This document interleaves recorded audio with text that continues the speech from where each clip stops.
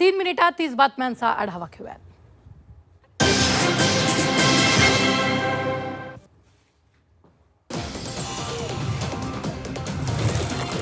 16 महिन्यांनंतर पंतप्रधान मोदी आणि डोनाल्ड ट्रम्प यांची भेट झाली आहे. द्विपक्षीय चर्चेत युद्धासह अनेक मुद्द्यांवर चर्चा झाली. मोदींनी ट्रम्प यांच्यासमोर भारतीय खलाशांच्या सुरक्षेचा मुद्दा मांडला. पश्चिम आशियातील व्यापाराबाबतही चर्चा झाली. ठाणे आरटीओ कार्यालयातील परप्रांतीय रिक्षाचालकाची मराठी शिकवणी उधळली. मनसेच्या कार्यकर्त्यांनी मराठीचे वर्ग उधळलेत. परप्रांतीय रिक्षाचालकांना मराठी शिकवण्यास मनसेनं विरोध केला. राज्यातील राजकीय वातावरण चांगलंच तापलंय. बीडमध्ये ठाकरे समर्थक शिवसैनिक आक्रमक झालेत.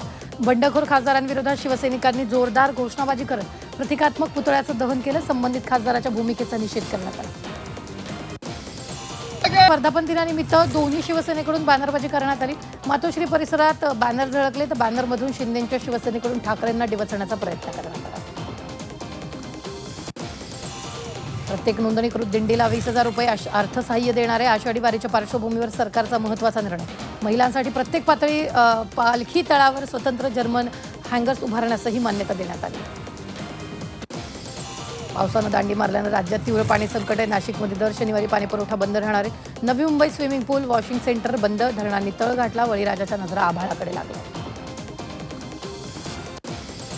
भिवंडीत स्फोटकांचा मोठा साठा आढळल्यानं खळबळ उडाली. ठाणे क्राईम ब्रांचकडून 306 जिलेटिन कांड्या, 110 डेटोनेटर जप्त करण्यात आले. पोलिसांकडून 7 जणांवर गुन्हा दाखल करण्यात आला.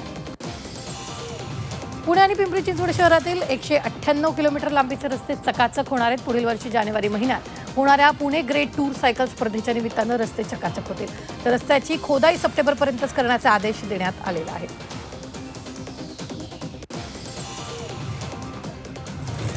जळगावच्या सुवर्णनगरीत सोनं आणि चांदीच्या दरात घसरण होतीये. सोन्याच्या दरात तब्बल 1,400 रुपयांची तर चांदीच्या दरात 3,000 रुपयांची घसरण होते.